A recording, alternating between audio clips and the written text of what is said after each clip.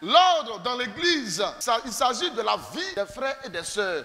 Ici, on ne parle plus des païens. Comment est-ce qu'on doit se conduire dans la maison de Dieu et les uns envers les autres? Si cette vie-là est vraiment en nous, elle nous impacte. Cette vie-là ira jusqu'à où ça? Dans nos amitiés, si on n'est pas encore marié. Elle ira dans nos rapports avec nos parents même à la maison. Dans nos rapports avec les frères et les sœurs, nous serions devenus des personnes meilleures. Le verdoyant doit être comme un arbre verdoyant. Un arbre verdoyant, c'est un arbre qui a quoi? C'est un arbre à des feuilles. Verdoyant, qui a la vie des feuilles, qui donne quoi? Qui donne de l'ombre.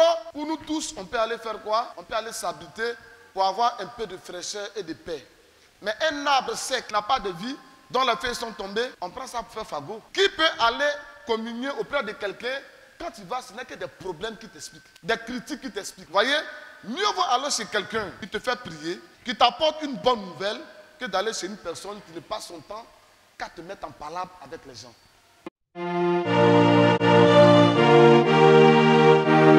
Je te bénirai toute ma vie, je chanterai ton nom, toi qui m'as de tous mes ennemis, ô Seigneur, mon Dieu, merci. Mon âme est tranquille. Tout le monde chante en même temps. Auprès de toi. Nous le chantons tous ensemble. Car tu Si tu sais le chanter, il faut le chanter. pour moi une citadelle. Amen, amen. Et j'appelle mon Dieu, je ne serai Frère Okobé, demande ça. Tout à l'heure. mon salut vient de toi, Seigneur. Oh Seigneur, Oh, mon Dieu, mon âme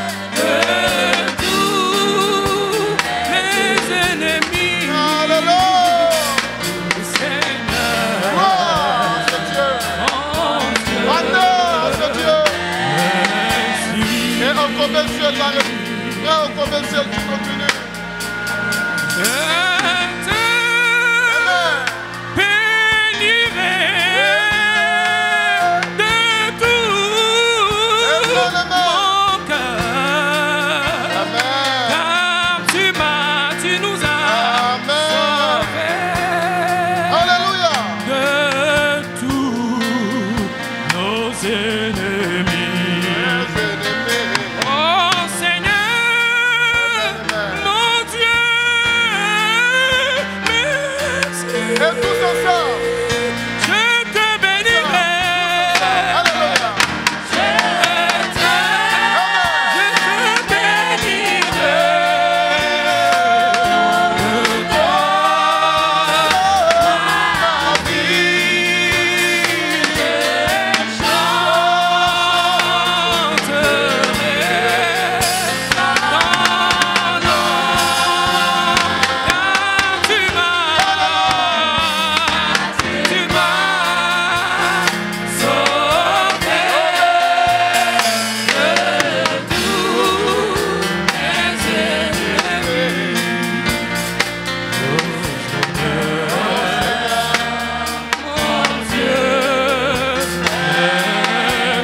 Et les sœurs vont continuer.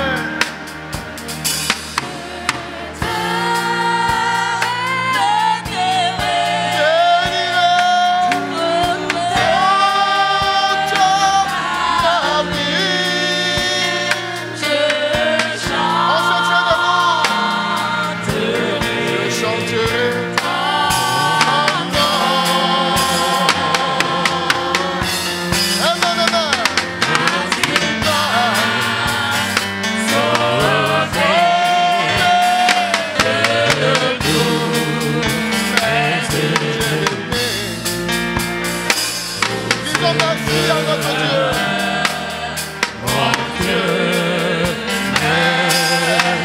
Encore une fois. Oh Seigneur, mon Dieu, merci. Oh Seigneur, mon Dieu. Et encore une fois, de tout le cœur. Oh Seigneur, mon Dieu, merci. Oh Seigneur, mon Dieu, merci. Amen, amen, amen, amen. On va lever la voix avec notre Dieu. On va prier. On va dire merci.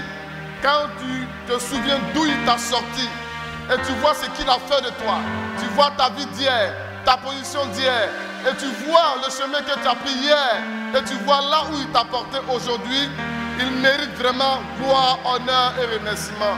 Que chacun lui dise merci, parce que ce n'était pas sûr qu'on soit vivant. Certains de nos amis sont morts, mais nous sommes encore vivants. Pour ça seulement tu peux lui dire merci. Prions le Seigneur.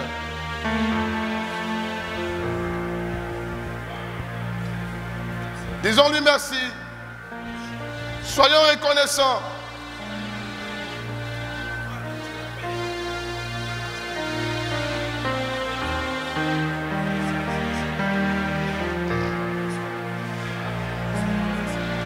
Tu es venu ici pour adorer ton Dieu. Pas seulement pour chanter, prier, mais une véritable adoration. Adorer Dieu. Il est celui que tu adores. Il est tout ce que tu peux adorer. Il faut nous vouer le respect, lui donner l'honneur. Parle-lui, parle-lui. Dis-lui merci. Dis-lui merci pour ce qu'il a fait. Expose-lui ton cœur. Dis-lui merci, mon frère. Tu n'es pas venu seulement pour écouter une prédication, mais tu peux lui dire merci dès le début. Ouvre ton cœur. Dis-lui de répondre à ta prière. Pose-lui tes problèmes. Parle à ton Dieu. Tu es venu pour une adoration. Tu es venu pour une adoration. Adorer ton Dieu. Adore-le. Il faut l'adorer. Parle-lui. Parle-lui. Remets-lui toute ta vie. Il faut lui vouer ce culte-là. Parle-lui. Parle à ton Dieu. Exprime-lui ton cœur. Parle-lui, mon frère. Présente-lui tes soucis. Dis-lui de te répondre dans la prédication. De te répondre dans la prédication.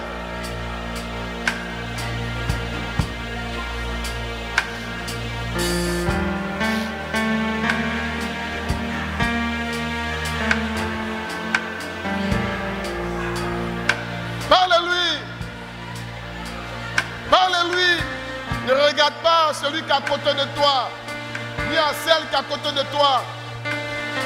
Nous avons des soucis. On a des problèmes réels. Parle à ton Dieu. Expose-lui ce qui est dans ton cœur. Problème de famille, problème de foyer, problème d'enfant, problème de vie personnelle, situation compliquée. Parle-lui. Oh Église, parle à ton Dieu.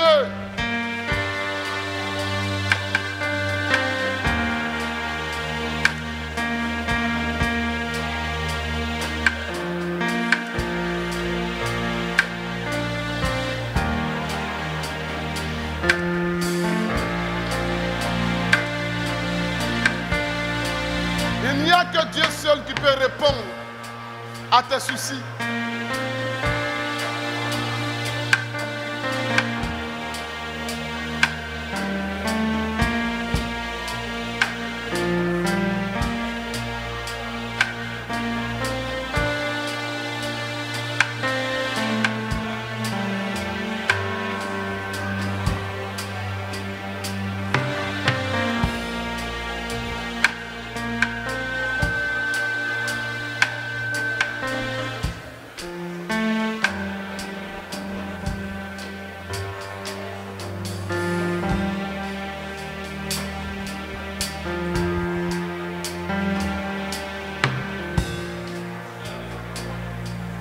Amen.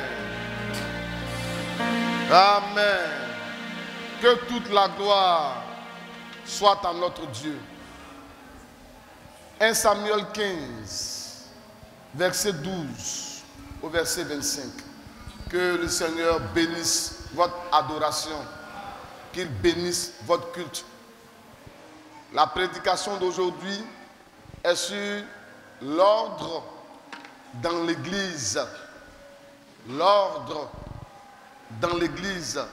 Il y a l'ordre de l'Église. Ce qu'il a dit à l'Église d'aller faire dehors. Ordonner l'Église à quelque chose. Et il y a l'ordre dans l'Église. La discipline dans l'Église. Comment les choses doivent fonctionner. Donc, la prédication, le thème c'est l'ordre dans l'Église. Amen. 1 Samuel 15, à partir du verset 12 jusqu'à 25. Vas-y. 1 Samuel chapitre 15, à partir du verset 12 au verset 25.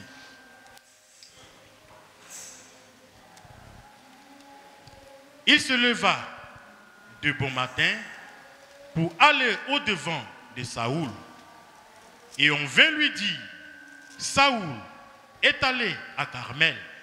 Et voici, il s'est érigé un monument, puis il s'en est retourné. Et passant plus loin, il est descendu à Gilgal. Samuel se rendit auprès de Saoul. Et Saoul lui dit, sois béni de l'Éternel. J'ai observé la parole de l'Éternel. Samuel dit, qu'est-ce donc ce bêlement de brebis qui parvient à mes oreilles et ce mugissement de bœufs que j'entends? Saoul répondit, ils les ont amenés de chez les Amalécites, parce que le peuple a épargné les meilleures brebis et les meilleurs bœufs afin de les sacrifier à l'Éternel, ton Dieu. Et le reste, nous l'avons dévoué par interdit. Samuel dit à Saoul, arrête, je te le déclarerai, ce que l'Éternel m'a dit cette nuit. Et Saoul lui dit, parle. Samuel lui dit, lorsque tu étais petit à tes yeux, n'es-tu pas devenu le chef des tribus d'Israël? Et l'Éternel ne t'a-t-il pas oint pour que tu sois roi sur Israël? L'Éternel t'avait fait partie en disant, va et dévoue par interdit ces pécheurs, les Amalécites, tu les feras la guerre jusqu'à ce que tu les aies exterminés. Pourquoi n'as-tu pas écouté la voix de l'Éternel? Pourquoi t'es-tu jeté sur le butin et as-tu fait ce qui est mal aux yeux de l'Éternel? Saoul répondit à Samuel, j'ai bien écouté la voix de l'Éternel et j'ai suivi le chemin par lequel m'envoyait l'Éternel. J'ai amené Agag, roi d'Amalek, et j'ai dévoué par interdit les Amalécites.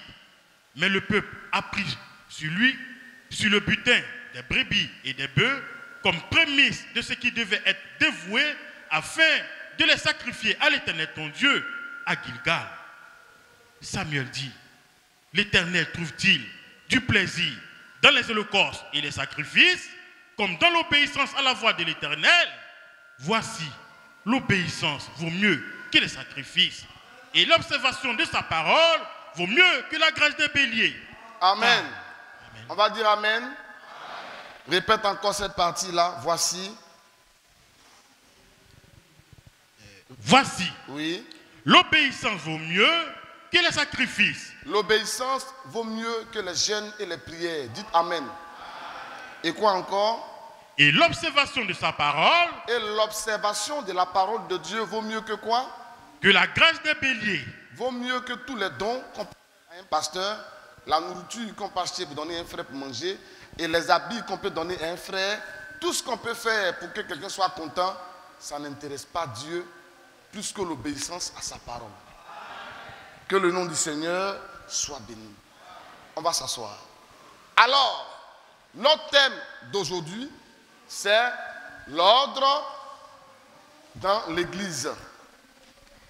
Et cet ordre dans l'Église a été de l'Ancien au Nouveau Testament. Mais je vais d'abord vous le prouver dans l'Ancien Testament, voir comment est-ce que Dieu a condamné certaines choses et ne les a pas appréciées, et arriver dans le Nouveau Testament, comme il est le même Dieu, et selon Malachie 3,6, il ne change pas. Amen. Alors, ce Dieu du ciel a fait prêcher là-bas par les apôtres aussi que il faut savoir se tenir dans la maison de Dieu. Mais quel est le consistant, le but de ma prédication? C'est qu'au terme de cela, je trouve des frères qui veulent prendre la charge de diacre. Il faut qu'au terme de cela, maintenant, l'Église arrive à voter ses premiers diacres. On choisira des frères, vous allez faire des propositions, mais il faut aussi qu'il y ait des frères qui se sentent poussés à servir Dieu. Les diacres, c'est ceux qui mettent de l'ordre dans l'Église. C'est ceux qui se mettent à la porte. Si Jérôme dit non, moi il y a longtemps, je suis portier, je vais le faire en même temps, il le fait. Il doit aussi avoir des administrateurs, ceux qui gèrent le bien-être de l'Église. Vous voyez, les trésoriers doivent être confirmés. Donc, toutes ces personnes-là, au terme de cet enseignement, on doit prier pour ces personnes. Si elles ont été retenues, il peut y avoir des volontaires, comme l'Église choisit des personnes. Et le pasteur a le droit aussi de proposer quelqu'un. Amen. Et à la suite de cela, on sera maintenant partant pour l'ordre dans l'Église, de telle sorte que les gens sauront qui fait quoi, et quand le pasteur n'est pas là, comment les choses doivent se faire, et le respect sera, comme on appelle ça, bien suivi et bien établi. Alors suivez bien cet enseignement-là. C'est un enseignement. Ce n'est pas une exhortation. C'est un enseignement. Voilà. Donc, par la grâce de Dieu, quand c'est comme ça, on doit aller doucement pour que vous compreniez comment les choses se font.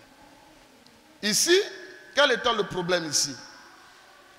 Dans le titre d'ici, il est écrit désobéissance de Saoul, serviteur de Dieu, un prophète. Je crois bien que c'est ça. Il était prophète, non Saoul. Dieu il était roi, pardonnez, voilà. Parce qu'on l'a un roi par le prophète Samuel, c'est ça. Voilà. Maintenant, regardez le problème clé. Frères, suivez bien. Le texte est ici. Prends à partir du verset 18. Voici l'essentiel même. Verset 18. L'Éternel t'avait fait partie en disant. L'Éternel, Dieu t'a fait partir. Roi. Le but pour lequel Dieu t'a fait partir en guerre. Oui, parce que c'est les rois qui partaient en guerre, c'est ça. Ce n'est pas les prophètes. Le but pour lequel Dieu t'a fait partir en guerre contre ce peuple, parce que c'est un peuple qui avait fait du mal au peuple de Dieu. Et quand il faisait du mal au peuple de Dieu, c'est Dieu lui-même qui a pris ce peuple-là pour fouetter son peuple. Maintenant, quand eux, ils punissaient le peuple de Dieu et qu'ils assujettissaient le peuple de Dieu, ils étaient heureux, ils se sentaient forts. Mais après, quand Dieu a relevé son peuple, Dieu a pris le même peuple Israël pour aller assujettir le même peuple. Ce peuple leur a fait du mal. C'est pourquoi quand Dieu est en train de reprendre quelqu'un, vous qui êtes à côté, faites attention à vous-même. Que de mettre votre bouche dans le péché de quelqu'un parce qu'il est tombé et tu parles de lui, ou bien parce qu'une sœur se comporte mal aujourd'hui. Vous tous, vous trouvez qu'elle est comme ça, vous la critiquez. Vous voyez? Oui, c'est son jour, mais ça n'arrive pas seulement qu'aux autres. Chacun a son temps de faiblesse et chacun a son temps d'épreuve. C'est pourquoi dans la foi chrétienne, Dieu nous éduque de telle sorte à ce qu'on ne s'occupe pas de la vie des gens. Dieu là, il éduque les gens. C'est dans les quartiers, dans le monde, chez les païens, dans les milieux païens où nous étions avant là. C'est là-bas qu'on s'occupe de la vie des gens. Il est mal marié, il est bien marié. Est-ce qu'il travaille, pas? C'est la même, est-ce qu'elle fait enfant? Ils sont dans leur foyer, mais ils s'occupent de foyer des autres. Ils sont au courant de tous les scoops. RFI, le monde chez vous. Quand ils arrivent là, c'est toutes les nouvelles, tous les sons du quartier. Quand ils arrivent chez toi, ils vont te mettre au courant. En fait, ils vont te brancher. Quand ils arrivent, est-ce que tu es au courant? Parce qu'ils sont venus avec les prises là.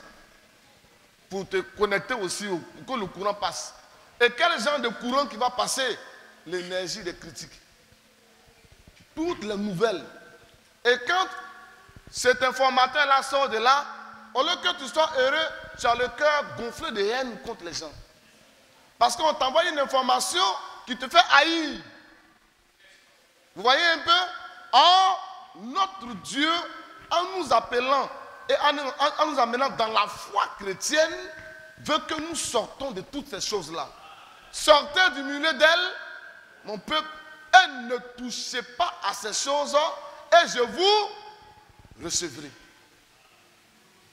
Donc, il y a des choses desquelles nous devons sortir. On doit être tellement cela, frère. Et vous voyez qu'on arrive souvent à voir qu'il est très malheureux de voir une femme qui critique son mari et un mari qui critique sa femme.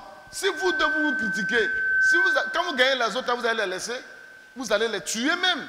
Donc on doit être tellement délivré des accusations, tellement délivré de s'occuper des gens, c'est-à-dire que tellement délivré de ces choses, de telle sorte qu'il n'y ait pas de soupçon même dans nos foyers. Si le mari sort, il vient, toi tu pries pour lui, ce qu'il est parti faire là-bas, là, ce n'est pas ton problème.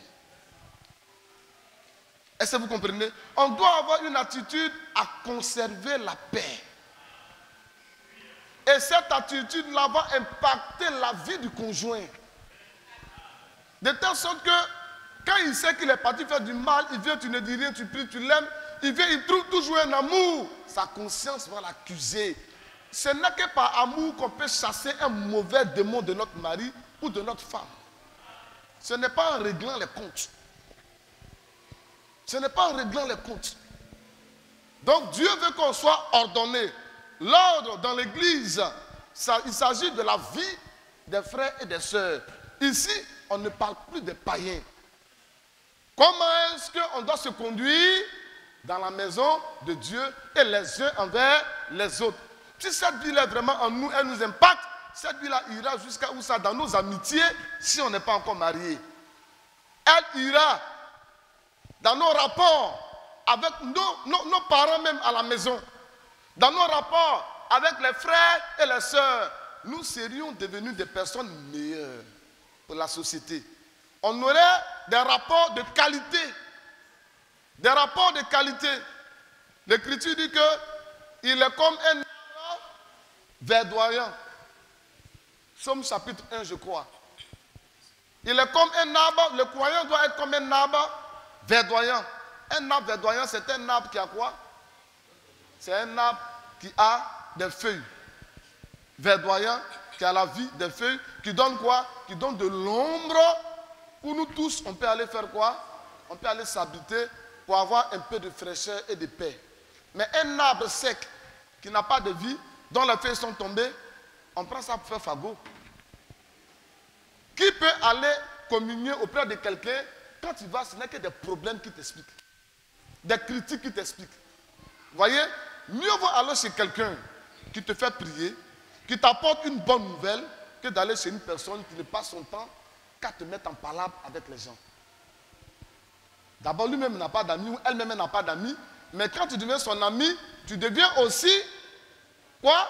Tu deviens aussi l'ennemi ou bien l'adversaire de tous les autres. Et demain, vous deux, même votre amitié se gâte. Et c'est une mauvaise compagnie. Un arbre sec n'est pas une bonne compagnie. Les oiseaux n'aiment pas les arbres secs. Vous voyez, les oiseaux aiment les arbres où il y a le feuillage. Et les enfants de Dieu sont appelés des oiseaux dans la Bible. Les oiseaux aiment beaucoup être ensemble sur les arbres. Vous voyez, et ils ont une vie commune, les oiseaux. Et ils se déplacent ensemble. Vous voyez, les enfants de Dieu sont appelés à vivre comme ça. Et si nous atteignons ce but, on va réussir notre foyer. On va réussir notre communion d'église. On va réussir nos mariages. On va réussir nos réceptions. Même quand les gens viennent dans notre église, ils trouveront que nous sommes hospitaliers. La femme saura accueillir les invités de son mari. La femme saura prendre ses beaux-parents. Et le mari donnera envie même aux soeurs de sa femme. Elles vont dire, mais vraiment, tu as un bon mari. Les parents aussi vont dire à l'homme, tu as une bonne femme. Vous voyez? Parce que nous communiquons ce qui est positif. L'ordre dans l'église. Donc, reprend, Dieu l'envoie, il dit, va. Il faut dévouer par interdit. Dévouer par interdit veut dire, c'est un peuple que j'ai maudit. Donc, va les faire disparaître, va les tuer. Alors, Dieu donne la force à son armée, il donne le pouvoir au roi, et Dieu lui donne des gens forts. Dieu les rend vaillants, et puis il dit, va accomplir ma parole. Vous voyez? Quand Dieu fait quelque chose, il envoie toujours des hommes à faire ce qu'il veut.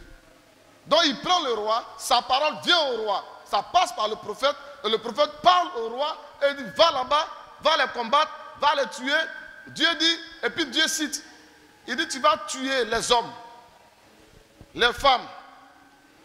Ça, c'est le Dieu bon, miséricordieux, plein d'amour. Bon, miséricordieux, plein d'amour.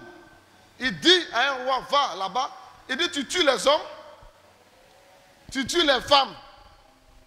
Il dit, les enfants, tu les tues, et il va jusqu'à dire, même les bébés à la mamelle.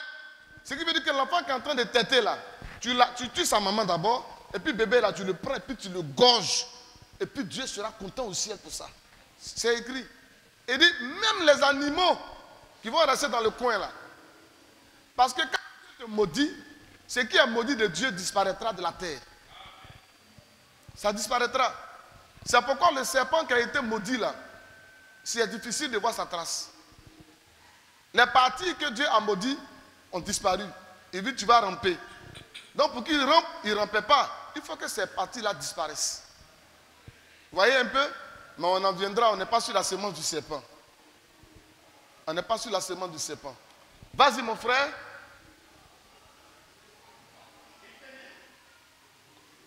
L'Éternel t'avait fait partie en disant, va et dévoue par interdit ces pécheurs. Les Amalécites, tu leur feras la guerre jusqu'à ce que tu les aies exterminés. Pourquoi n'as-tu pas écouté la voix de l'Éternel? Pourquoi t'es-tu jeté sur le butin et as-tu fait ce qui est mal aux yeux de l'Éternel?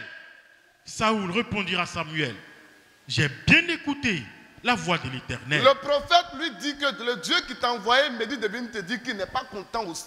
Il n'est pas content. Parce qu'il a dit d'aller tuer tout le monde. Tu as tué tout le monde, tu as tué les bébés.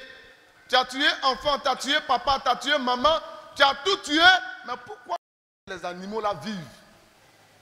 Parce que j'ai dit que là-bas, là, j'ai tout maudit.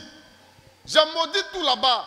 Donc comme j'ai maudit là, va enlever ça de mes yeux. Il va, il tue tout le monde et il prend les animaux et puis il envoie les animaux, il laisse les guerriers là, il laisse les combattants prendre des butins de guerre, des animaux et il les envoie où ça? Dans le territoire de Dieu. Or, ces animaux-là étaient aussi maudits. Donc quand il prend les animaux pour les envoyer dans le territoire de Dieu, l'homme qui fait ça et ce qu'il envoie ne peuvent pas être agréables à Dieu. Les interdits de Dieu ne doivent pas être transportés par ses fils et par ses filles dans l'église. Amen. Est-ce que vous suivez bien? Quand Dieu dit que ça c'est interdit, il ne faut pas transporter ça dans l'église. Amen. C'est pourquoi les gens qui transportent leurs copines pour en faire leurs femmes dans l'église, c'est un mariage qui est maudit. Est-ce que vous comprenez ça? Amen. Il y a plusieurs facettes qu'on peut vous dire. Quand Dieu maudit quelque chose, il ne faut pas faire. Je parle de l'ordre dans l'église. Oh non, le pasteur comprend. Mais comment tu peux amener un pasteur à comprendre ce que Dieu n'accepte pas? Pasteur, il faut me comprendre. Pasteur, pour moi, là seulement, là, c'est différent. Je vais t'offrir un peu. Quand bien même tu me donneras la vie éternelle, Dieu va écouter cette vie-là. Parce que c'est Dieu qui doit exaucer cette vie éternelle-là. Vous pouvez donner tout un homme. Je dis, quand bien même tu lui donneras la vie éternelle, un homme normal de Dieu et un fils de Dieu ne doit pas accepter ça. Parce que ce n'est pas la vie éternelle. Amen. C'est de la distraction. Ça, écoutez bien. Ne vous laissez pas distraire. Écoutez ce qu'il parle. Ce roi, oui, c'est pourquoi le prophète lui dit. Parce qu'il discute avec l'homme de Dieu. L'homme de Dieu vient. Il dit, Dieu t'a envoyé. Voilà ce que Dieu t'a dit d'aller faire. Mais il dit, quel est ce beulement? Quel est ce beulement que quoi? Quel est ce beulement que j'entends? Vous voyez? Et lui, il pense que c'est le prophète qui disait que lui, il entend le beulement. Non, c'est Dieu qui entendait le beulement et il a dit au prophète, va lui dire que moi, Dieu, j'entends des animaux qui beulent encore. Est-ce que vous comprenez? Donc Dieu se sert du corps du prophète, de l'oreille du prophète, de la bouche du prophète pour dire au roi que je ne suis pas content de toi. Amen. Tu n'as pas écouté la parole de l'Éternel, moi. Amen. Et le roi répond, il pense que c'est un homme, il parle. Or c'est à Dieu que le roi répondait. Amen. Vous les frères têtus et les sœurs, on vous parle souvent, vous voulez nous répondre pour nous montrer que non, non, non, pasteur. Il faut me comprendre là. Mais ce n'est pas à nous. Et parfois, vous partez jusqu'à avoir même problème à un nous. Mais si tu as problème à un homme de Dieu à cause de son travail, mais tu as problème à Dieu. Tu te mets dans le problème. Tu te mets. C'est pourquoi tu peux avoir un problème avec tout le monde. Un homme de Dieu, là, il a raison, il a tort. Demande pardon, puis il faut partir. Parce qu'un homme de Dieu, c'est un sac à problème. Un homme de Dieu, c'est un sac à problème. Tu as raison. Dieu lui dit, demande-lui pardon. Tu as tort. Dieu lui demande-lui pardon. Un homme de Dieu, il faut qu'il te devant lui, il faut partir. Sinon, tu auras problème. Abraham n'a pas raison. Il s'en a donné sa femme à quelqu'un pour taper. Le monsieur veut taper, on lui a donné. Quand ça vient de l'adversaire, il n'y a pas osé. C'est lui-même qui a décidé, puis il allait donner sa femme. Va. Le monsieur veut taper, Dieu lui apparaît. Tu as mal fait. Et lui-même, il dit à Dieu, j'ai fait quoi de mal? Et Dieu finit par dire, je reconnais que tu agis avec sincérité. Mais il dit, tu as mal fait. Il dit, j'ai fait, Seigneur, mais cet homme-là, c'est lui-même qui m'a dit que c'est sa soeur. Dieu dit, oui, tu es sa soeur, mais le fait même d'approcher, c'est pas bon. Va lui demander pardon. Ah! Mais les hommes de Dieu, c'est des hommes à problème. C'est des hommes à problème. On n'a pas dit ne pas être camarade avec eux. Mais comprenez ce qu'on veut dire. Comprenez? Vous voyez? Amen. Donc, le roi, parce que mon frère, si je n'ai pas su prêcher, moi, j'ai laissé ma peau dans cette affaire-là. Qui est fou? On parle de Dieu, mais il faut se protéger. Quand on t'envoie, il faut savoir t'envoyer. Il ne faut pas sortir de là.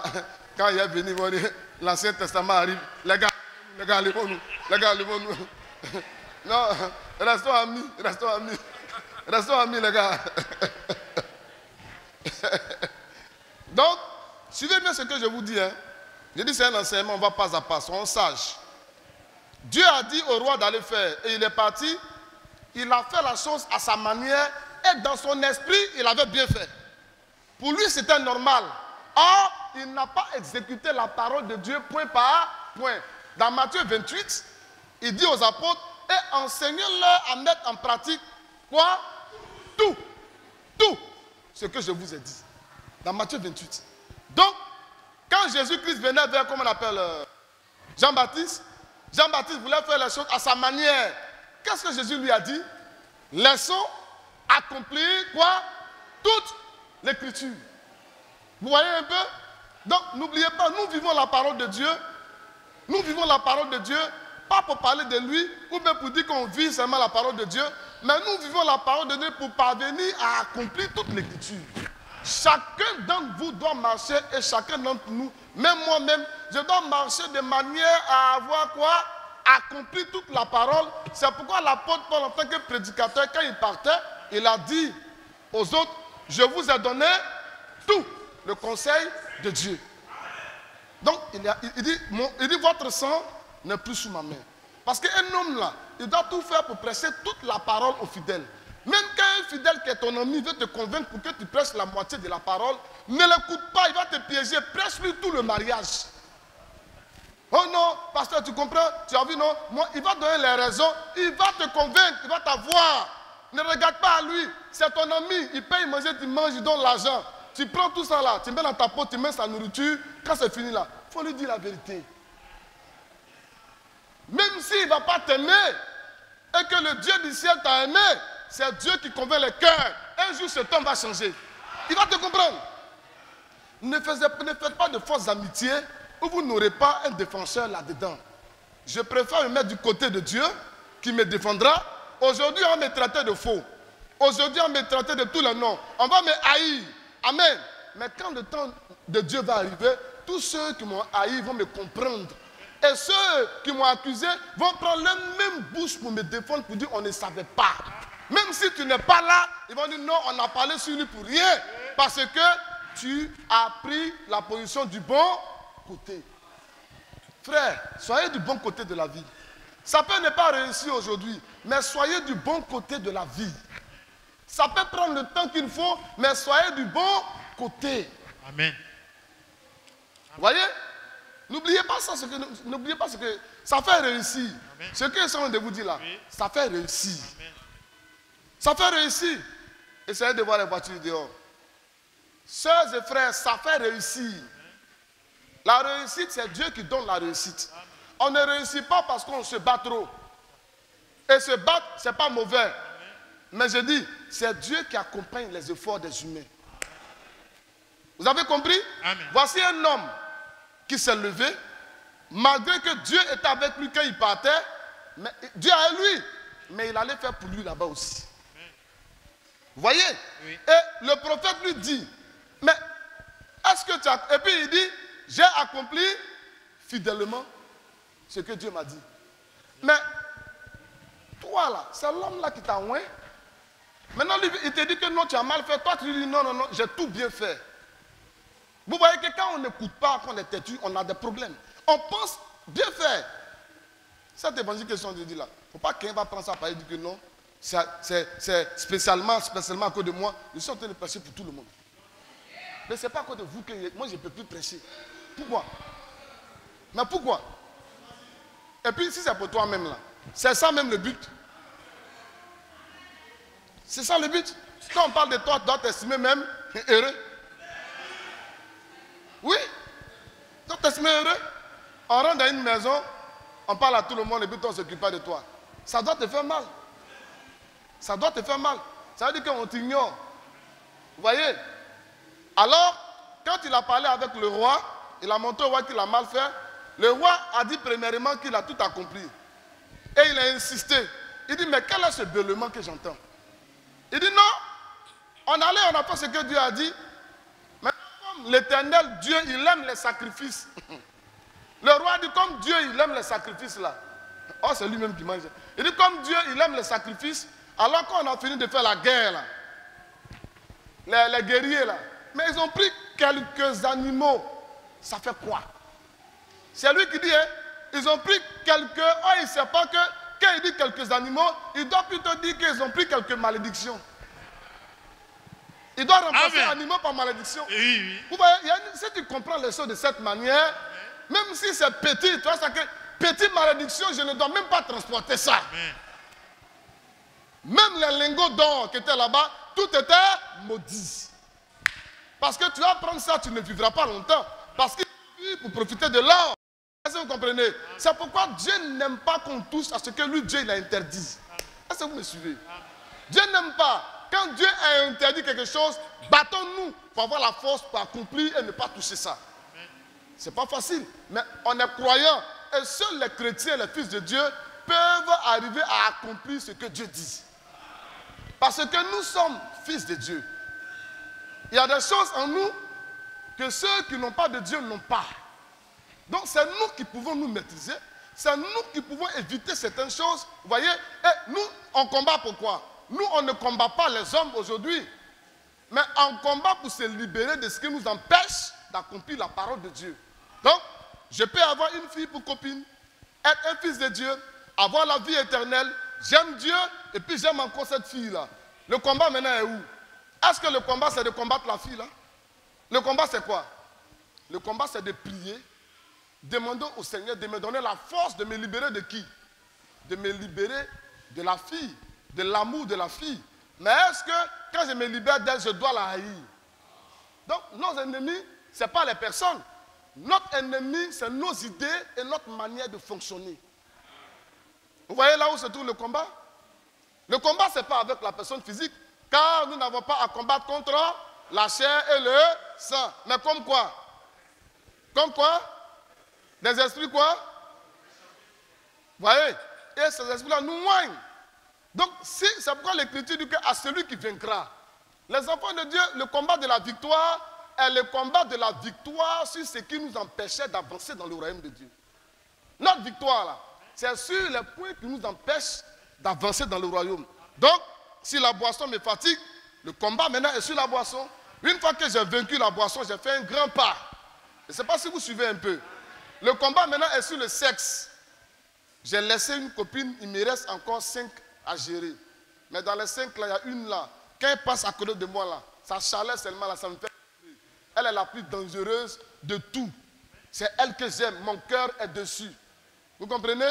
Maintenant, comment faire pour me libérer de ça là? C'est pas facile. Et tu dois savoir que si tu es trop pressé, tu vas te blesser. Ne pensons pas que nous sommes trop forts. La parole de Dieu là, il y a des règles. C'est pas parce qu'on dit ça là, c'est péché, qu'un pasteur vient te dire que c'est un péché, mais libère-toi de ça du jour au lendemain. Non.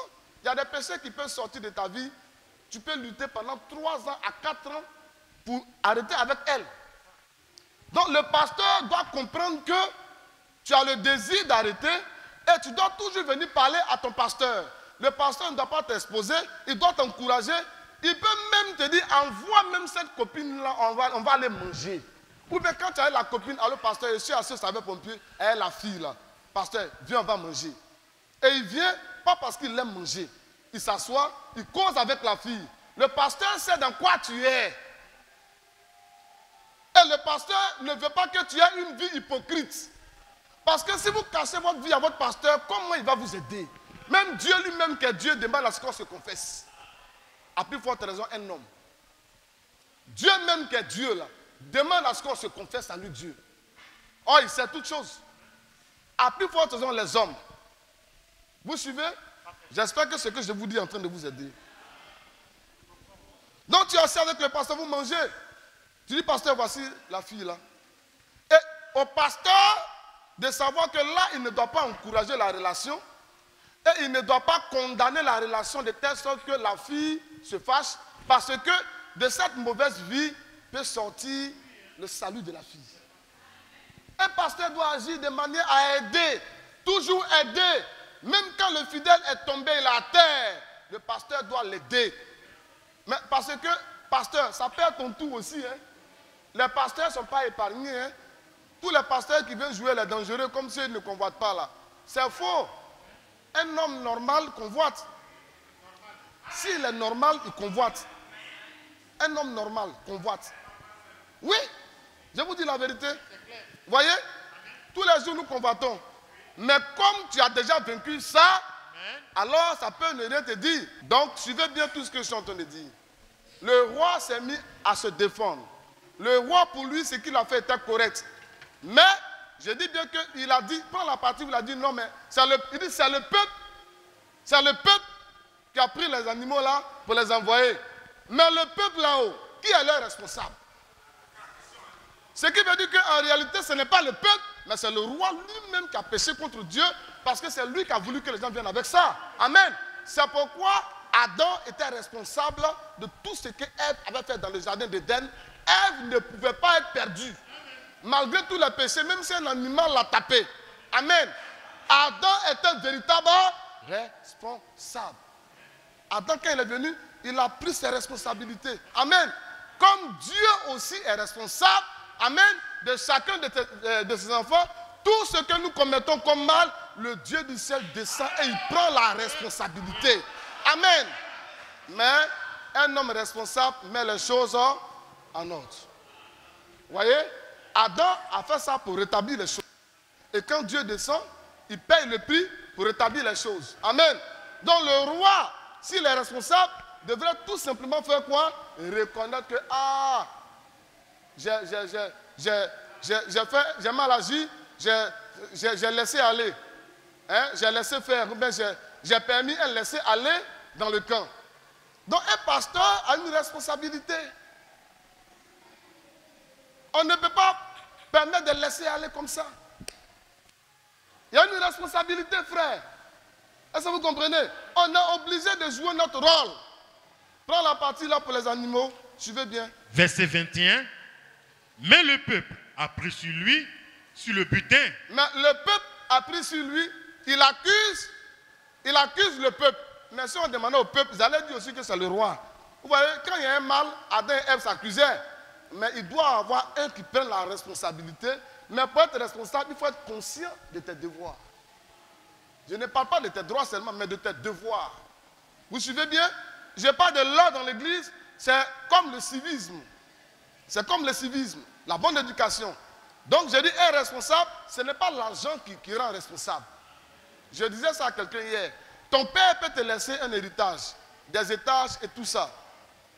Mais après 10 années de gestion, tu peux arriver à vendre même une partie des biens de ton papa. Tout simplement parce que tu n'es pas responsable. Tu gères mal, tu prends l'argent, chaque fois tu es en Macori, en train de fumer les vraies doses de cocaïne. Or, les doses de cocaïne sont chères, très très chères. Comme tu n'as pas su chercher l'argent et que tu ne sais pas chercher l'argent, si on donne une richesse, tu vas dilapider ça. Celui qui était riche, qui avait pris les biens de son père pour partir les dilapider, c'est parce qu'il n'était pas responsable. Est-ce que vous comprenez? C'est pourquoi je vous ai toujours dit qu'on ne laisse pas un héritage à un enfant qui est inconscient. On laisse l'héritage à celui qui peut gérer l'héritage. Amen. Et vous qui refusez les héritages de votre papa, ce n'est pas correct. Oh non, moi j'ai réussi, ça ne me dit rien. Non, non. Ce que ton père te donne, il faut toujours prendre. Amen. Il faut toujours prendre. Il faut lutter pour ça même, parce que tu es enfant de ce monsieur-là aussi. Amen. Il faut toujours prendre. Il y a des gens qui ont peur. Il a laissé une forêt là-bas. Si je m'en vais, on va me tuer. Mais qui va te tuer? Tu n'es pas chrétien. Amen. Si tu es un païen, tu peux avoir peur. Amen. Mais si tu es un chrétien, l'Écriture dit que celui qui est en nous, en réalité, s'il est vraiment en toi, parce que tu dois l'avoir en toi. Amen. Et tu dois être sûr de l'avoir en toi. Amen. Si Dieu est avec nous, qui sera contre nous? Amen. Même si le champ même sera à main. Je vais partir là-bas au moins une fois pour trouver quelqu'un pour gérer tout ce champ-là. Et puis me faire le point. Amen. Je ne suis pas obligé de vivre à main. Oui. Je ne suis pas obligé d'être à main tous les jours. Je peux gérer par téléphone. Amen. Si ce comportement, je parle là-bas au moins une fois dans le mois. Amen. Frère, un héritage laissé par un père à ses enfants doit être accepté et géré. Amen. La preuve en est que Dieu nous a laissé l'Ancien et le Nouveau Testament. Et tous les fils de Dieu ne laissent aucun livre de Dieu traîner. On ne doit laisser aucun livre de Dieu traîner. Ton enfant peut laisser traîner un livre. Mais toi, le père, quand tu viens, quand tu connais la valeur dans la maison, tu fais quoi?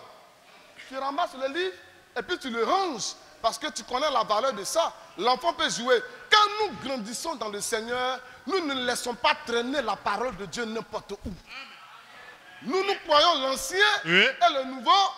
L'Écriture dit qu'ils prendront les deux livres et aucun ne fera défaut. Amen. On doit croire à la parole de Dieu. Nous ne sommes pas des personnes qui croient une partie de la parole. On doit prendre toute la parole et on doit lutter pour la vivre. Notre combat, parce que dans la vie normale, est-ce que vous savez que dans la vie normale, on lutte pour vivre? Amen. Si. Vous savez, On lutte pour avoir notre nourriture. Amen. Amen.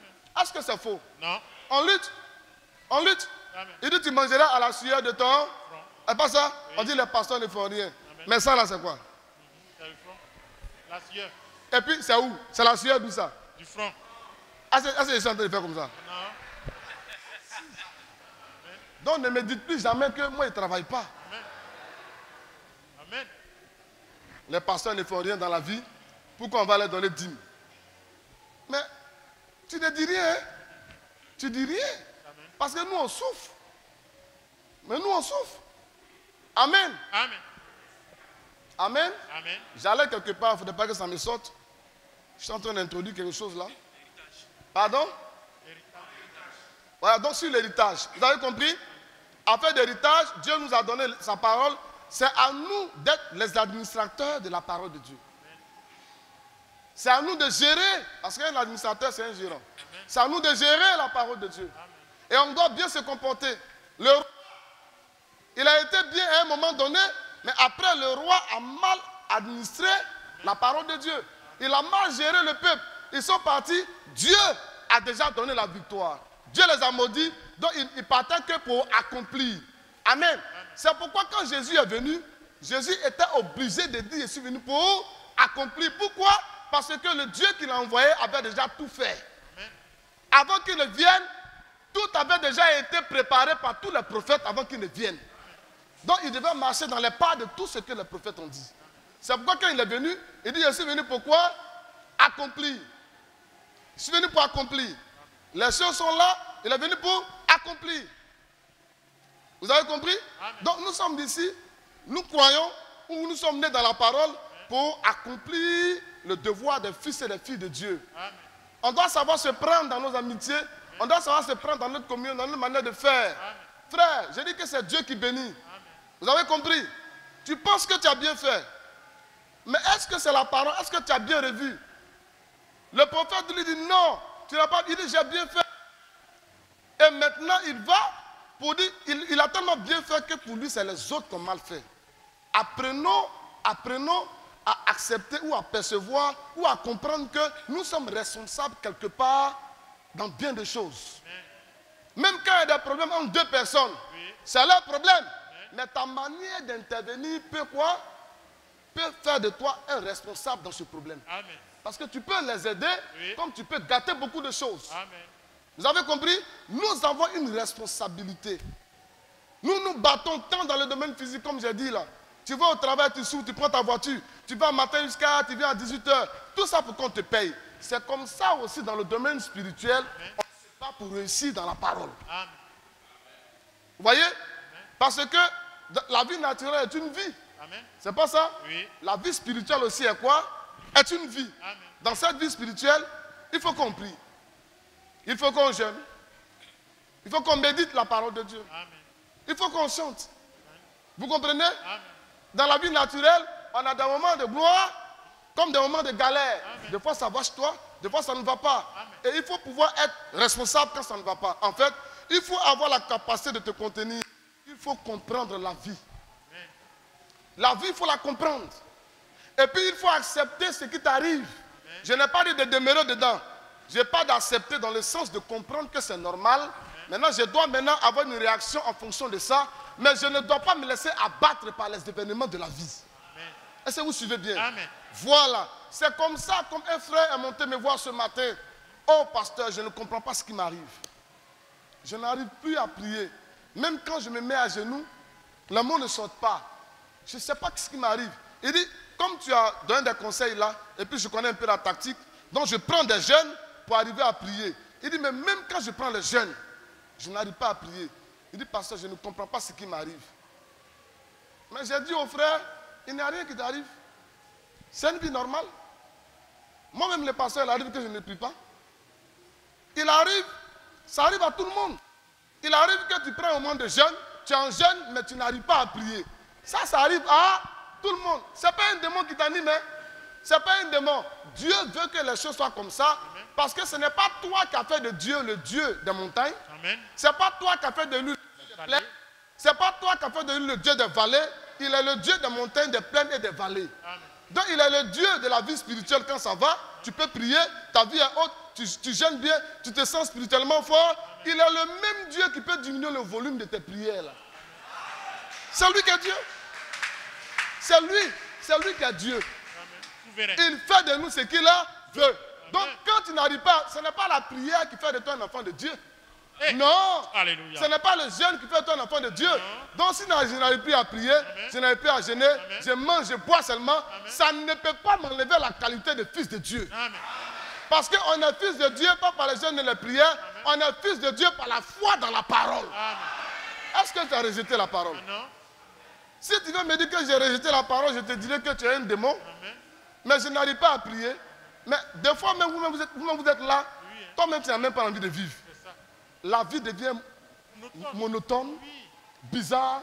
Tu te réveilles, tu tournes sur toi. Tu dis, mais est-ce que la vie même mérite d'être vécue? Ça peut t'arriver 3 ou 4 jours. Mais les 2 semaines qui suivent là, c'est toi qui deviens que genoux comme ça. Puis tu prends photo, puis tu mets sur le net. Et puis tu écris, ah, la vie. Mais il y a une semaine de cela, tu ne voulais pas vivre. L'homme est comme ça. La vie là, il faut la comprendre, accepter les choses et ne pas se morfondre sur tout et n'importe quoi. Frère, sachons-nous prendre. Sinon vous irez jusqu'à accuser Dieu. Oh non, ce Dieu-là, oh Dieu il est comme ça, oh non. C'est nous, on pense qu'on a toujours raison. Dieu permet aussi qu'il y ait des situations difficiles dans la vie des hommes. Ça, ce n'est pas parce que tu es un chrétien ou bien tu es un démon. Quand un démon devient homme là, il souffre aussi. Démon, il n'a qu'à devenir homme. Vous voyez? C'est pourquoi Dieu s'est fait homme. Amen. Et lui-même, Dieu, dans la chair, a dit quoi? Il a dit, Dieu s'est fait chair. Ne confondez pas le fils de Marie, comprenez, se faire. Le mouvement amorphe. Je ne suis pas, mais je peux me faire ça. Voilà. Donc ne mélangez pas ça. Amen. J'allais là-bas pour dire quoi? Dieu s'est fait chair afin de nous faire comprendre ça.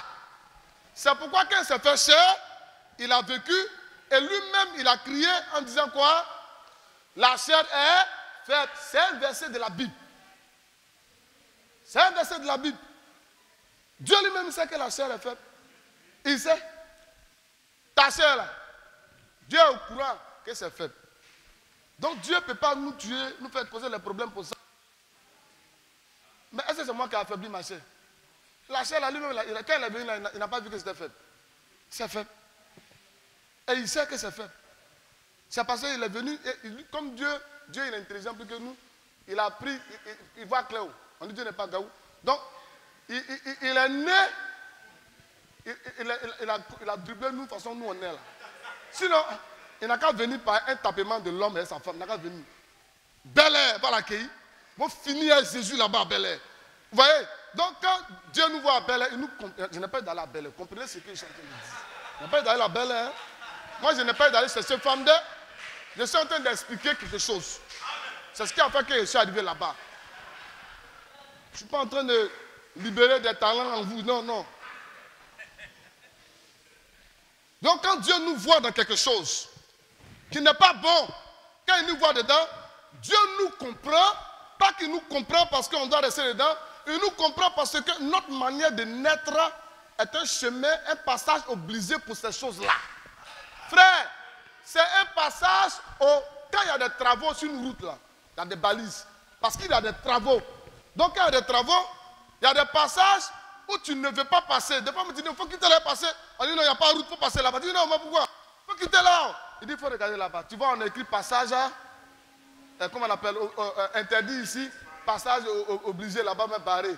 Oui, parce qu'il y a des travaux que Dieu est en train de faire dans la vie de ses enfants. Il y a des passages aussi où Dieu met passage obligé. Il faut que tu passes là-bas. Quand tu vas tomber là, tu vas comprendre que ça n'arrive pas seulement qu'aux autres. Toi aussi, tu peux tomber comme ceux que tu condamnes.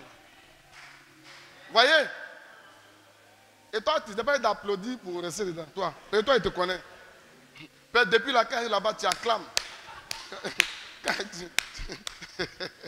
Amen. Et quand tu arrives à ce passage obligé, où tu es passé forcément dans cette boue, cette poussière que nous prenons, parce qu'on est en train de goudronner là-bas, ils ont gâté ici pour que tu passes, le même Dieu vient faire quoi? Le même Dieu vient et il nous sort de là par la prédication de l'évangile. pourquoi le salut ne vient pas de soi. Le salut, c'est Dieu lui-même qui donne à qui il veut. À qui il veut. Le salut là, Dieu donne à qui il veut. Amen. Donc vous devez comprendre que Dieu nous a fait grâce. Est-ce que vous suivez les frères? Alors, ayez confiance en vous. Ne vous laissez pas décourager par vos chutes. Les chutes que nous avons dans la vie ne peuvent pas nous empêcher de vivre. Amen. On doit toujours se relever, tenir et aller de l'avant. Ce que Dieu nous demande, comme je dis, il faut que nous soyons bien ordonnés. Il faut que nous reconnaissons notre tort. La repentance est une grâce que Dieu fait à ses enfants. Il faut savoir se repentir et reconnaître réellement ton tort. C'est pourquoi il est écrit dans la Bible que celui qui s'humilie sous la main de quoi là, Dieu le relève. Il y a un verset là. Ceux qui s'humilient là, Dieu les relève. Vous connaissez le verset là, non? La repentance, quelque chose là, la gloire là. Voilà, c'est ça non? L'humilité précède la gloire. C'est ça que je voulais dire. Vous aussi, là aussi. Vous ne connaissez pas ça? Quand il vous dit qu'on souffre, c'est parce que c'est faux. L'humilité précède la gloire là. Il y a combien de messieurs fatigués pour dire ça? Moi, le pasteur. Et les fidèles ne sont pas prêts pour m'aider. Amen. L'humilité précède la gloire. Il faut apprendre à verser son cœur. Vous avez compris? Il faut apprendre à reconnaître son tort pour que Dieu nous relève. Et cela, je le dis pour les femmes comme pour les hommes. Dans le monde là-bas, ils se combattent parce que tout le monde veut avoir raison. Mais dans l'église ici, on ne doit pas se combattre parce que l'Écriture dit que soumettez-vous les uns les autres. Vous voyez? Donc Dieu trace déjà le chemin pour qu'on soit bon. Il trace le chemin pour qu'on soit maudit. L'orgueil est un interdit de Dieu. L'orgueil, quand Satan avait cet orgueil-là, il a été quoi? Il a été rejeté par Dieu. Précipité, rejeté. Vous voyez? L'orgueil s'est levé au-dessus. Quel que soit ce que nous avons, la maison que nous avons, la voiture que nous avons, quel que soit tout ce que nous avons, on ne doit pas se croire tout permis par rapport aux autres. Parce que je suis le pasteur de l'église, ou bien parce que je suis un ancien qui suis avec le pasteur, on travaille ici, alors je me crois tout permis sur ceux qui viennent d'arriver. Ou bien je suis ici, les soeurs là sont là, oh non, hein, Marie-Laure, le pasteur aime bien Marie-Laure. Et puis Marie-Laure commence à faire son règne. Elle prend l'eau, elle engueule, elle prend la femme la mentière. Toi là, j'aime pas ça, hein. D'ailleurs même là, si vous faites ça, il met Dieu au pasteur, votre comportement là. Et puis, je sais que c'est Mère lui dit là, il va vous enlever. Tout ça ne doit pas être. Nous devons être purs de pensée et de cœur envers les autres. Et la vie spirituelle, le zodiaque, va nous ramener ces choses-là. La nature nous ramène toujours ce que nous sémons en elle. Vous savez ça? Que quand tout ce que tu sèmes dans la nature te redonne ce que tu as sémé en la multipliant. C'est pourquoi Dieu nous a appris ça. Dieu a voulu que nous sémons, parce que nous apprenons. Si tu veux recevoir quelque chose en beaucoup, il faut s'aimer. C'est pourquoi même dans les dons et le bien matériel, il dit qu'il y a plus de joie à donner qu'à recevoir. Ceux qui passent leur temps à recevoir, tu sors avec eux, tu es assis là, ils vont passer leur temps à te laisser payer parce que pour eux, tu as plus d'argent qu'eux. Mais ils ne savent pas que dans la bénédiction financière, il y a un secret. La Bible dit qu'il y a plus de joie à donner qu'à recevoir. Mais toi, tu veux seulement recevoir. Même le Dieu du ciel s'est venu et il s'est donné pour nous. Quand Dieu s'est donné pour nous là, ce qu'il reçoit là, est plus que quand il se donnait. Est-ce que vous comprenez? Parce qu'aujourd'hui, quand Dieu il a fait les hommes, et que les hommes ont péché, et qu'il est descendu pour faire le sacrifice pour amener les hommes, amen, à lui. Mais aujourd'hui là, est-ce qu'il n'y a pas plusieurs chrétiens? Regardez comment est-ce que nous sommes nombreux. Maintenant, Dieu ne descend pas pour faire le sacrifice. Il est en haut là-bas, je suis Dieu. Mais qui va l'adorer? Qui va l'adorer? Aujourd'hui, c'est des milliards et des milliards d'êtres humains qui l'adorent, qui lui donnent la gloire, qui l'élèvent, qui font tout. Pourquoi? Parce qu'il s'est donné lui-même. Donc quand tu ne veux pas s'aimer, il ne faut pas être surpris d'avoir une galère chronique. Une galère chronique. Une galère chronique. Parce qu'il y a des gens, eux, ils sont convaincus qu'eux n'ont pas réussi dans la vie. Et ils sont convaincus que leur affaire n'a jamais marché. Mais quand tu as cette nature d'esprit-là, est-ce que Dieu peut travailler avec toi? Parce que tu t'es déjà mis un mur. Tu t'es déjà rabaissé.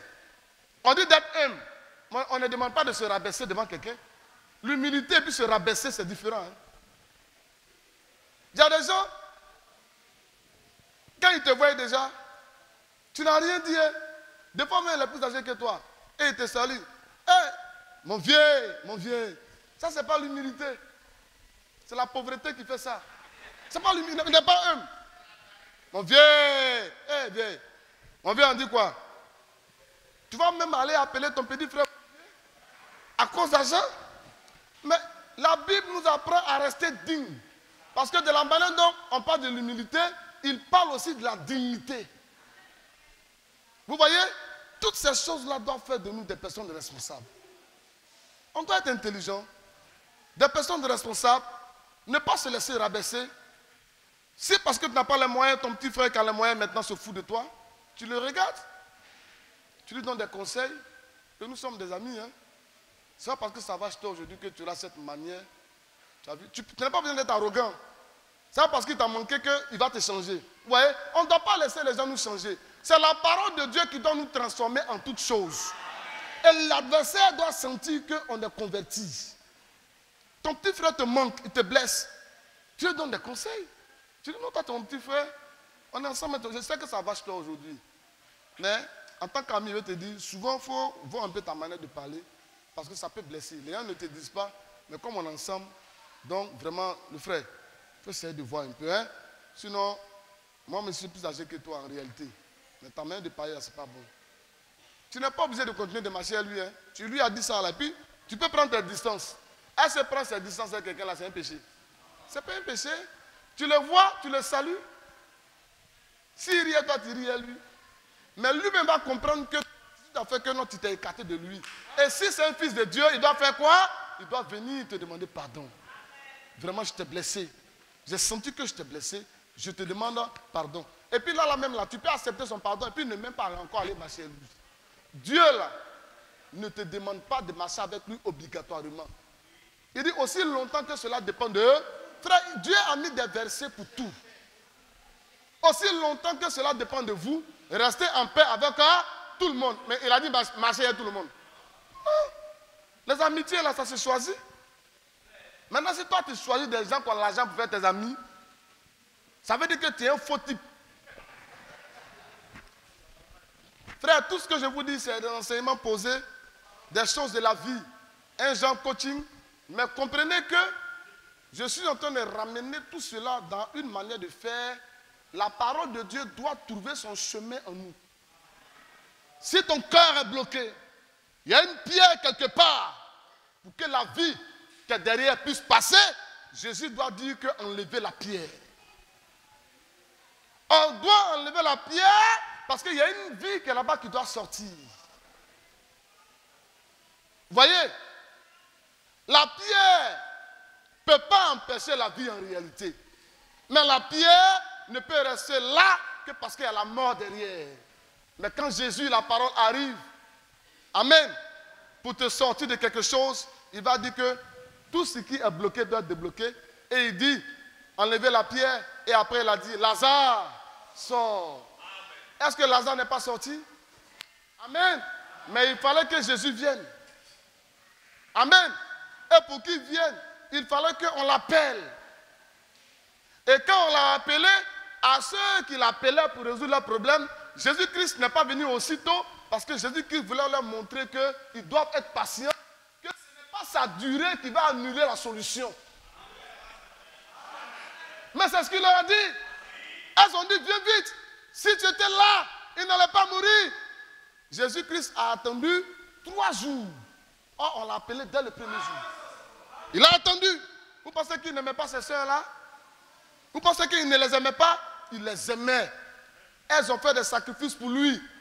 Lui, un homme comme ça, qui allait l'accepter? Lui, Jésus, qu'on a parlé de lui dans la Bible, là, il n'avait rien pour attirer. Qui allait l'accepter? Mais ces filles-là, malgré leur beauté, leur jeunesse, tout ce qu'on pourrait dire, elles ont accepté que c'est lui-là qui est notre Seigneur. Donc Jésus-Christ leur devait aussi beaucoup de choses. Il devait la reconnaissance. Donc Lazare, qu'il a connu, là, leur frère, là, il est mort. Elles savent qu'il a reçu des gens, mais elle est partie quelque part. La nouvelle est parvenue à lui, oui ou non? Est-ce qu'il est arrivé en même temps? Lisez votre Bible. Il a frappé 3 jours. Et quand il est arrivé, elles lui ont fait même des reproches parce qu'elle n'était pas contente. Quand tu appelé depuis là, tu ne viens pas. Si tu étais vite venu, elle allait ressusciter. Frère, le temps que Dieu met pour écouter ta prière n'annule pas la puissance de Dieu. Ça n'annule pas sa puissance. Dieu est toujours puissant. Dieu là, il n'est même pas puissant. Il est la puissance. Jésus puissant, c'est Amaïde. C'est pour lui on doit dire ça. Il est la puissance. Donc quand il est arrivé, il n'avait plus de vie, le corps même, on peut dire pourri. Vous voyez? Et quand ils lui ont dit, si tu étais là, les gens doivent comprendre que ce n'est pas seulement physiquement. Notre foi, si notre foi est présente et que notre foi est encore présente, le Dieu qui répond à la foi va toujours agir. Dites Amen. On ne doit pas se rabaisser. Vous faites des calculs de programme, mais est-ce que Dieu est dans le programme dans lequel vous le mettez? Non, c'est vous et moi, on doit s'attendre à la volonté de Dieu. Il fait ce qu'il veut quand il veut. Même quand quelqu'un meurt qui n'existe pas, Dieu peut le ramener à la vie. Tout ce qui a échoué dans ta vie. J'ai laissé mon sujet, hein, vous savez. Je suis dans le coaching.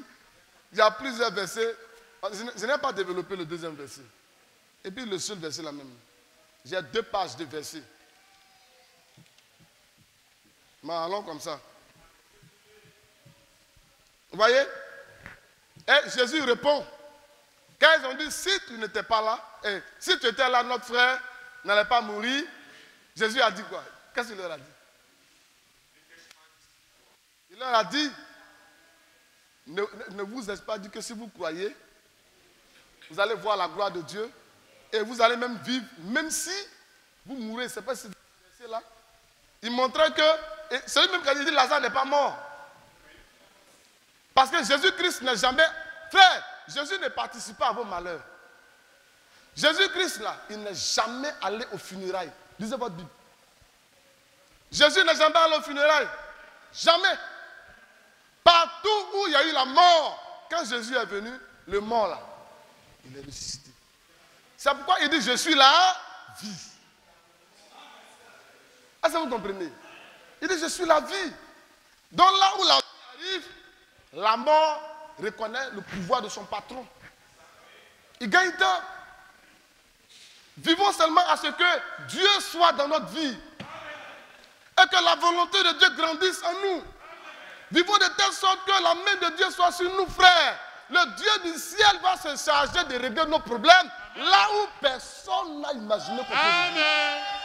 Parce qu'il agit là où on ne peut même pas penser. Amen. Aussi longtemps que tes pensées ont une solution, Dieu n'est pas dedans. Amen. Amen.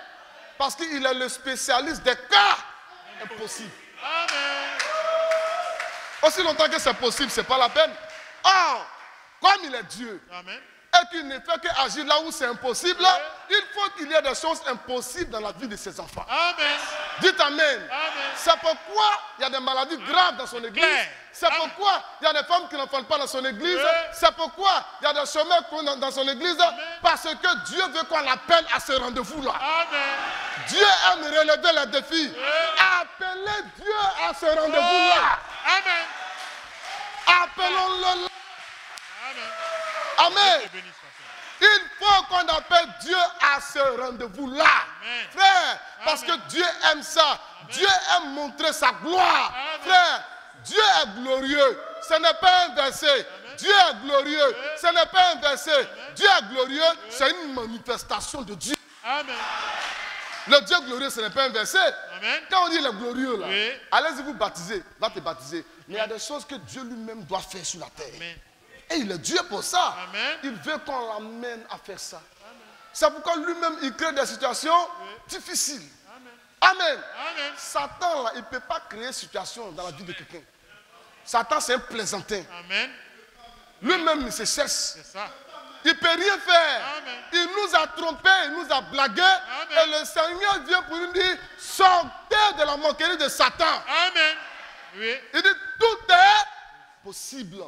À qui? À celui qui croit. Amen. Croyez ça. Amen. Je dois continuer dans ma prédication, mais je crois que, non, je vais m'arrêter là. Que le Seigneur vous bénisse. Alléluia. Je sens que le frère, il aime la parole prophétique. Et c'est ça que le message. C'est ça que la parole. Amen. Frère, nous sommes dans un combat où nous devons frapper Satan jusqu'à le désosser. Amen. On doit le mettre à terre. Que le Seigneur vous bénisse. Vous avez senti que j'avais des choses à dire, mais l'heure est partie. Que la gloire soit rendue à Dieu. Moi, je dois aller, mais on laisse comme ça. Amen. Il est bon, son amour est infini. Il est bon. Frère Olivier, tu vas nous faire prier un peu. Son amour est infini. Il est bon. Il est Tu vas nous faire bon. prier. Il est bon. Jésus est bon. Il est bon, son amour est infini. Oh, il est bon. Il est bon. Il est bon. Son amour est infini. Il est bon. Il est bon. Il est bon.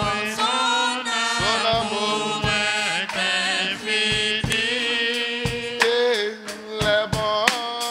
Il est bon. Il est bon. Jésus est bon. Il est bon et son amour est infini. C'est merveilleux C'est merveilleux ce que Dieu fait. Ce que Dieu fait, Sa parole sa parole est toujours vraie. est toujours vraie. Quand on la croit, Quand on la croit, elle nous protège. elle nous Alléluia. protège. C'est merveilleux ce que Dieu fait. Tous ensemble, c'est merveilleux. C'est merveilleux. Ce que Dieu fait. Son amour, car son amour est toujours vrai. Quand on y croit, elle se déverse, elle se déverse. Amen. C'est merveilleux ce que Dieu fait. Tous ensemble, je crois que la Bible est vraie. Je crois que la Bible est vraie. Elle est vraie. Je crois que la Bible est vraie. Parole. Elle est la parole du Seigneur. Je la sers dans mon cœur. Je crois que la Bible est vraie encore une fois. Je crois que la Bible est vraie. Je crois que la Sa parole, Bible est vraie. elle est la parole. Elle est la parole du Seigneur. Je la sers dans mon cœur.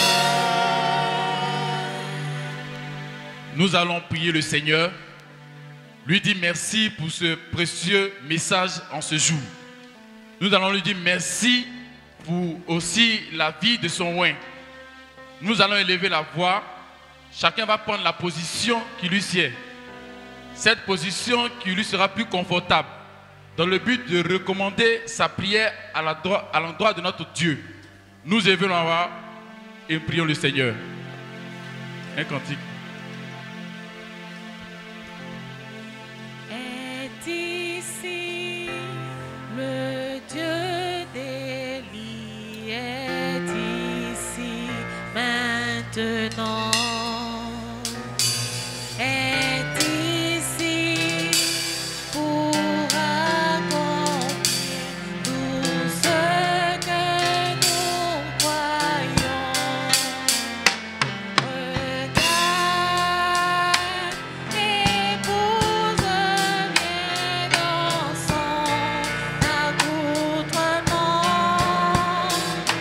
Est ici le Dieu d'Élie, est ici, est ici, est ici le Dieu d'Élie, est ici maintenant, est ici pour accomplir tout ce que nous croyons. Regarde, l'épouse vient dans son accoutrement.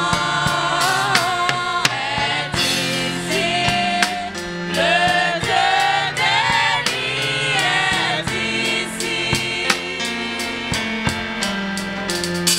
Est ici le Dieu d'Élie, est ici maintenant, est ici pour accomplir tout ce que nous croyons. Parle à ton Dieu.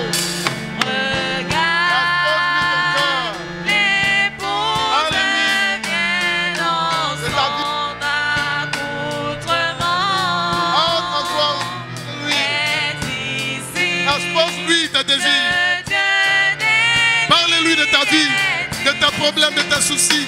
Ne regarde pas un pasteur. Ne regarde pas un frère. Parle-lui de tes projets. le Dieu d'Élie, Expose-lui ton cas. ici, Que ton sort soit remis entre les mains de ton Dieu. est ici Que ton sort lui soit confié. pour accomplir tout ce que Il est nous le seul capable d'apporter une véritable réponse à ta vie, à tes soucis. L'épouse vient dans son accoutrement. Est ici le Dieu d'Élie, est ici. Nous allons encore élever la voix et recommander notre vie à la main de notre Seigneur Jésus-Christ. Nous avons entendu ce précieux message et cette parole qui est sortie de la bouche de son oint nous a fait comprendre beaucoup de choses et apporter une lumière dans notre vie. Chacun connaît le problème qu'il a. Chacun connaît les difficultés qu'il vit. C'est lui qui a dit dans sa parole de venir à lui. Tous ceux qui sont fatigués et chargés, afin qu'il nous donne du repos. Nous allons recommander notre vie à la grâce de notre Seigneur Jésus-Christ, afin que lui-même qui a la solution à toutes choses puisse nous soutenir et de régler ce problème-là. Prions au nom de Jésus-Christ. Élève la voix et prie. Ne regarde pas ton frère. N'écoute pas ton voisin. Prie. C'est de ta vie qu'il est question. Les écluses des cieux sont ouverts. Les bénédictions pleuvent ce jour. Il y a joie, joie, joie dans mon cœur, car Jésus a tout arrangé. Les écluses des cieux sont ouverts.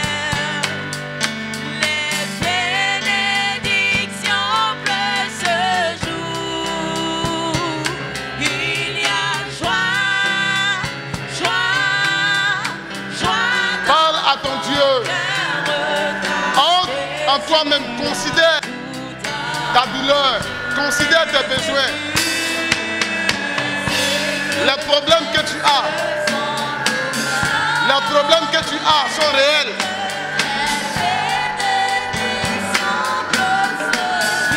Parle-lui, parle à ton Dieu.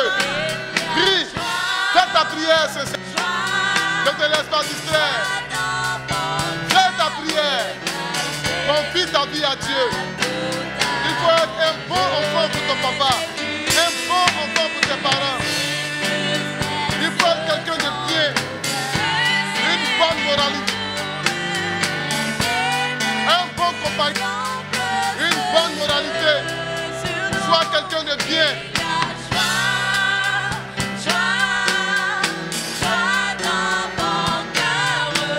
Sois quelqu'un de bien. Parle. Sois un bon compagnon pour ton mari. Un bon compagnon pour ta femme.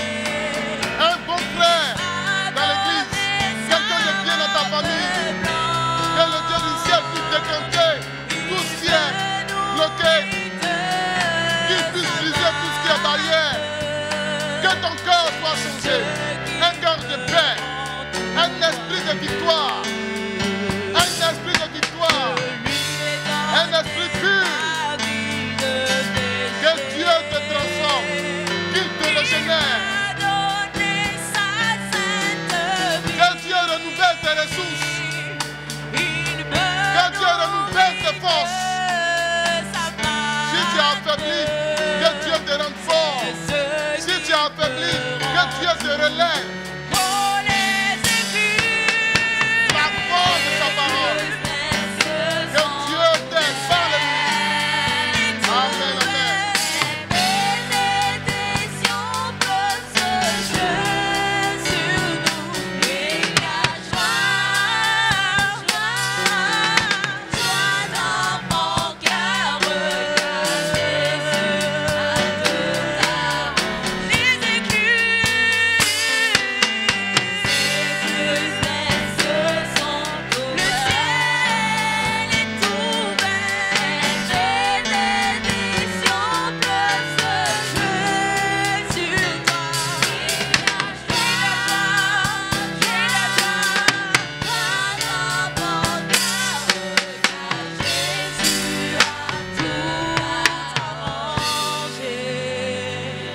Nous allons encore élever la voix et prier pour tous ceux qui ont quelconque mal.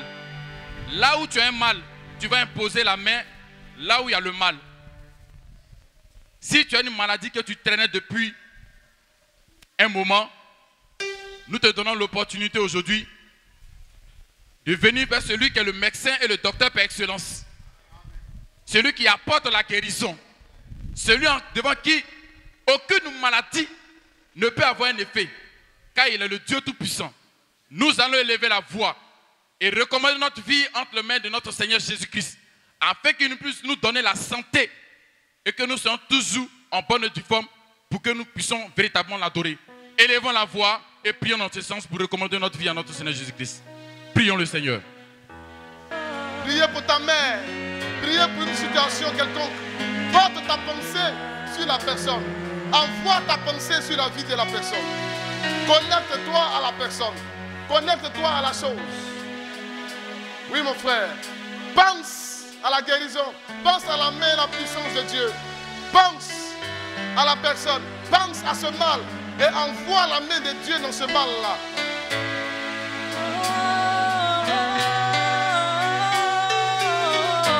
Envoie la puissance de Dieu dans ce mal.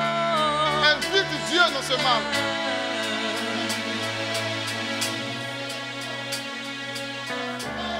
Jusqu'à ce jour, personne ne peut nous dire. Il faut inviter Dieu dans ce mal. Invite Dieu.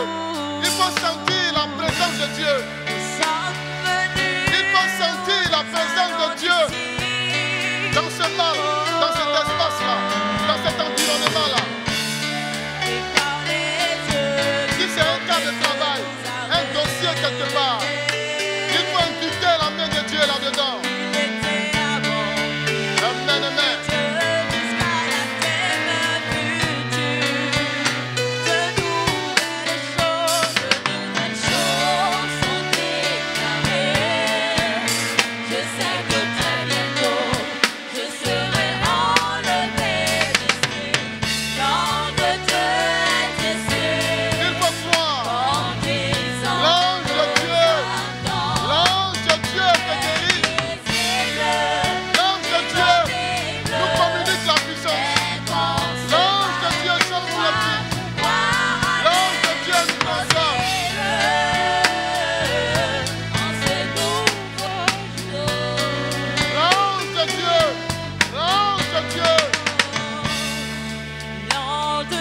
La présence de l'ange de Dieu change les choses.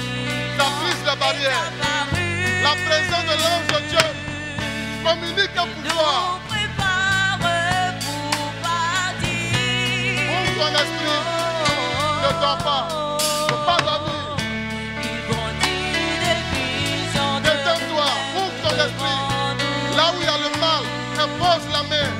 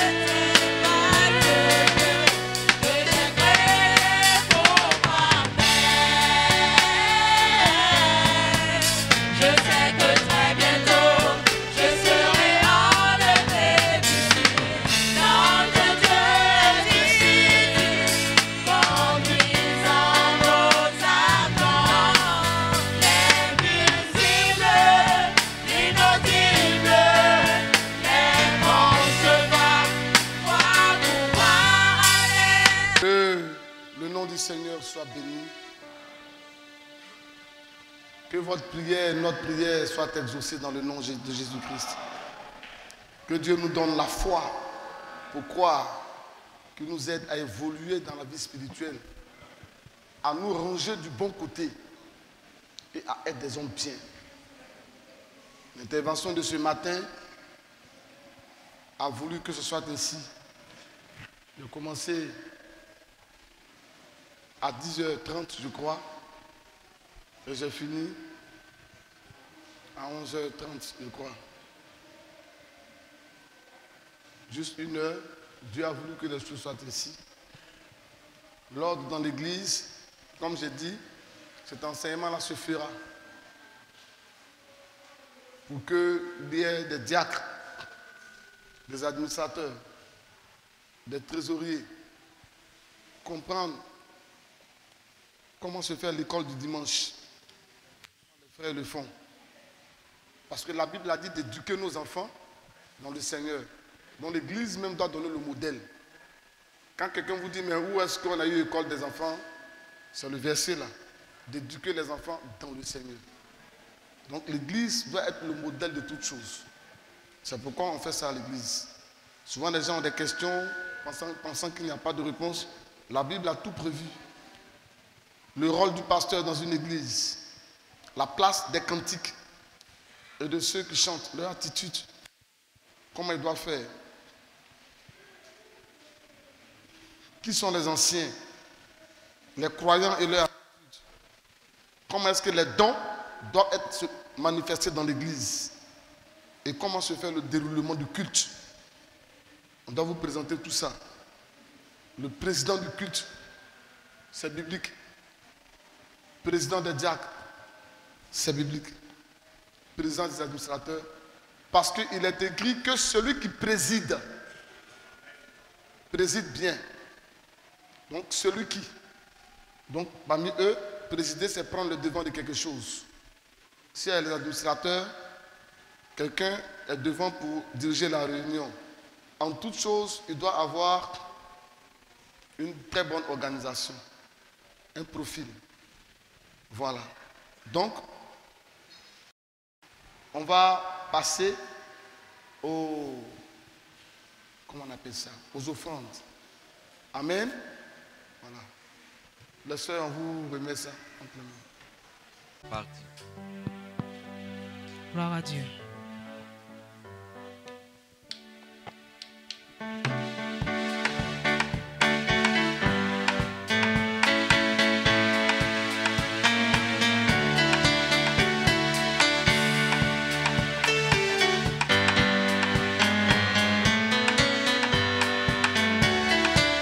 Trace mon chemin au Canaan, trace mon chemin au Canaan, trace mon chemin au Canaan, trace mon chemin, Seigneur, au Canaan, trace mon chemin au Canaan.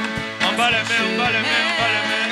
Au Canaan. Et on chante aussi le cantique. Trace mon chemin. Tout le monde le connaît. Au Canaan. Trace mon chemin, Seigneur.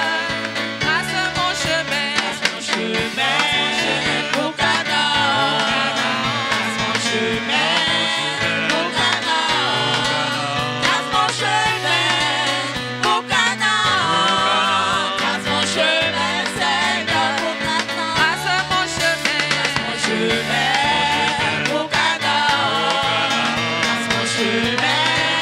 Au Canaan, trace mon chemin. Au Canaan, trace mon chemin, Seigneur, au Canaan. Mon frère, ma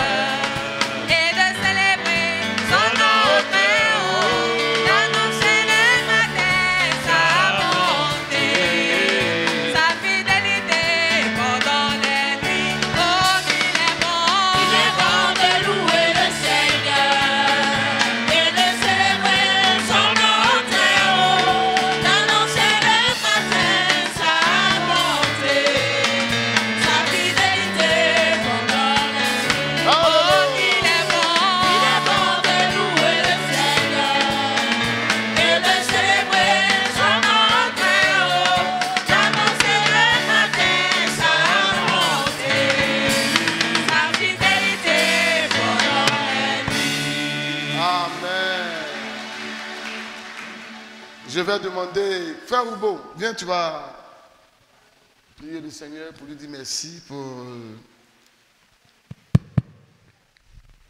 la parole de Dieu. En conclusion, qu'il bénisse les offrandes. Nous prions. Souverain sacrificateur, ce matin nous voulons te dire merci. Merci, toi qui as permis Amen. que nous puissions nous déplacer Amen. jusque dans ta maison, Oui, Seigneur. afin de pouvoir encore ce matin participer à ton culte. Amen. Nous voulons te dire merci encore ce matin parce que ça n'a pas Merci. été facile pour certains de nous. Oui, Seigneur. Mais Seigneur, tu as permis que cela puisse se faire. Amen. Et nous sommes très heureux ce Oui. matin parce que nous avons écouté ton serviteur. Amen.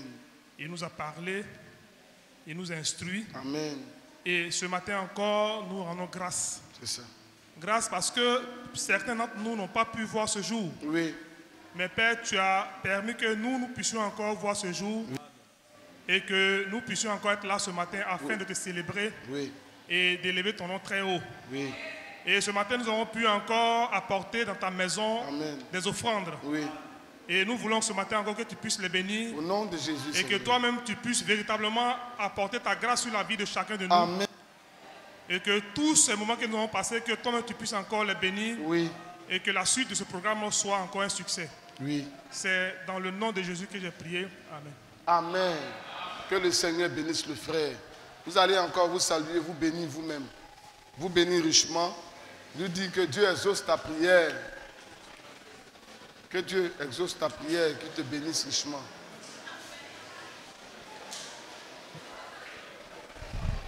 Que Dieu exauce ta prière, qu'il te bénisse richement. Amen. Que Dieu exauce ta prière, qu'il te bénisse richement.